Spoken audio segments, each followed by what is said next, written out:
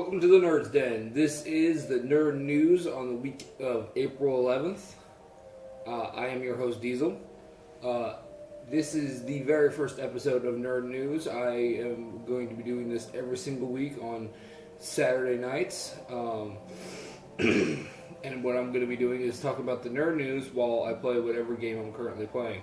The game I am currently playing is Destiny.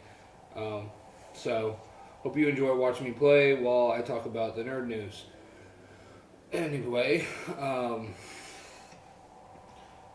in the Nerd News, one of the things that I've actually been watching recently, I've been rewatching Heroes because the new series Heroes Reborn premieres this fall. I've also been keeping up with with what previous actors from Heroes are returning and what new actors are actually going to join. One of the previous actors returning that was told to us this week is the actor who played the Haitian. With the actor who played Noah Bennett already added to the cast, it's pretty much determined that there's definitely going to be a company-esque theme between Noah and the Haitian. Of course, we have Masayoko returning, so we have Hiro Nakamura, we have Noah Bennett, and we have the Haitian so far returning.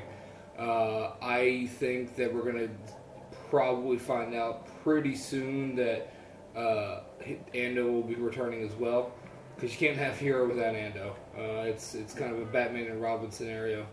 As much as Ando does not want to be the sidekick, if you remember the series, Ando was very adamant about not being called a sidekick. It's kind of foregone conclusion that he realizes no matter how hard he tries, he's still the sidekick.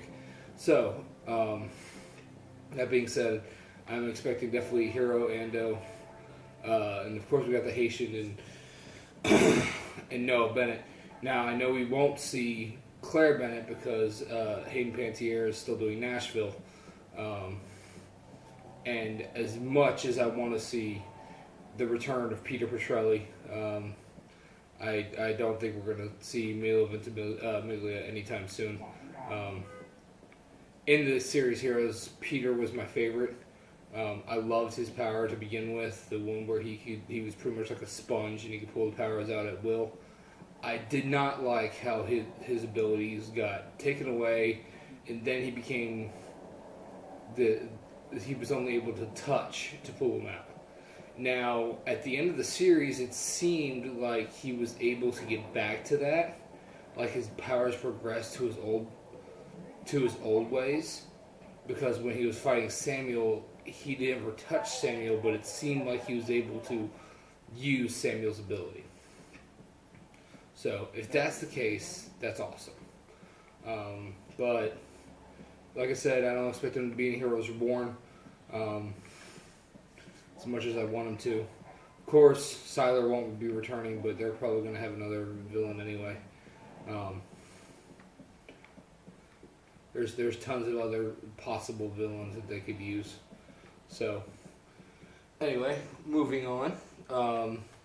The Daredevil series premiered on Netflix. As I said, I'm watching Heroes currently. The very next thing on my docket is Daredevil. I will give a full review on next week's Nerd News. Moving on, for you Dragon Ball Z fans out there, the new movie, The Revival of F, is premiering soon in Japan. And of course, all over the internet, there's been images of Goku's Super Saiyan God form. Very cool looking. It definitely makes sense. If he's in Super Saiyan God, he's red. I haven't seen Battle of the Gods yet, so if you comment on this and just remember not to give me any spoilers about it, I'd appreciate it. But I'm going to try and watch Battle of the Gods here soon. So I hope to do that soon so I can actually talk about that. But I'm a long time Dragon Ball Z fan, so anyone who knows me knows that. But anyway, so I'm kind of looking forward to Revival of F. I've also seen images that make it seem like that Vegeta is the protagonist. Like, it seems like Goku no matter what, he can't pull out the stops against this new superpowered Frieza. And we might see a Super Saiyan 3 Vegeta come out of this. That would be very cool. So maybe Vegeta will get his wish and finally become a Super Saiyan. I'm hoping if they also revive Frieza, they revolve my boy Nappa, and Nappa gets a little bit of a Super Saiyan upgrade as well. That would be very cool. Kind of want to see how a bald Super Saiyan would look. But of course, Akira Toriyama he's becoming famous again just by taking his old characters and giving them power boosts that is kind of unheard of. So maybe he'll do that. Maybe we'll even get a Super Saiyan Raditz out of the deal one day. Anyway, moving on. Game of Thrones premieres this weekend. It's actually tomorrow. Well, technically today because it is past midnight Central Coast time. So technically it's going to be later today on Sunday night. I probably won't watch it. I'm going to try to watch it Sunday night if I can. I probably won't watch it myself till Monday. Big Game of Thrones fan. I've read the first book. I recommend it, but it is a hard read. If you're not into sci-fi, I do not recommend it. If you're not into fantasy, I don't recommend it. If you've read Tolkien and Tolkien seemed too descriptive for you, I do not recommend I do not recommend Game of Thrones. J.R.R. Martin. He's a lot like Tolkien, where he's very, very, very descriptive in his writing style. So, if you're watching this video and you're wondering why I'm running around the tower, I'm actually looking for Zur.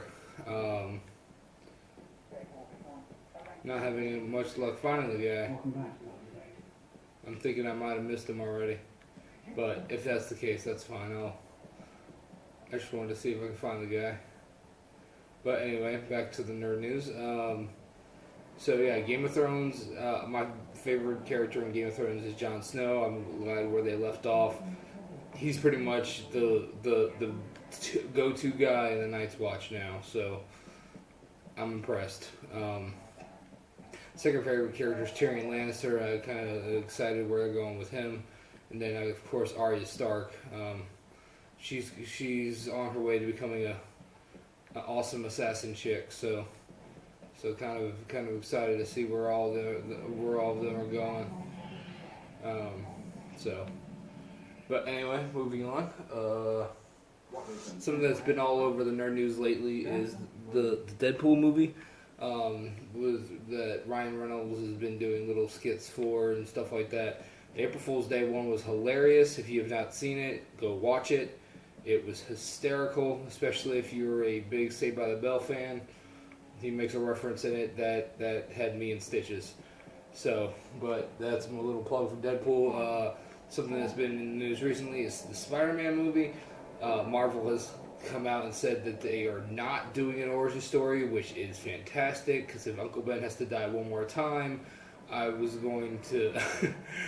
I was pretty much going to call it a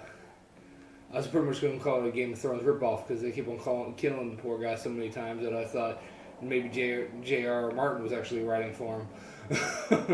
I mean, that guy is a fan of killing off his characters and killing off poor Uncle Ben over and over and over again. I mean, the guy just needs to stay dead, and and I don't think I could take another movie of being told over and over and over again. With great power comes great responsibility. So, but anyway, yeah, I'm still looking for the dude. And it looks like I might have missed him this week. So, but I'm just gonna keep on wandering around. But again, with Spider-Man, I didn't like the new ones. I like the Tobey Maguire, Spider-Man 1 and 2, 3. I did not like. Venom is one of my favorite Marvel villains. They did him wrong. It seems to be a common thread for my favorite villains. Venom is my favorite Marvel. My favorite DC is Mr. Freeze. Nobody's been able to do either of them justice. So maybe I'll actually find some justice here in the new Spider-Man movie. But that will end this episode of Nerd News and the Nerd's Den. Again, thanks for watching. My name is Diesel. See you next time. Please comment, please like, comment, and subscribe. Thank you.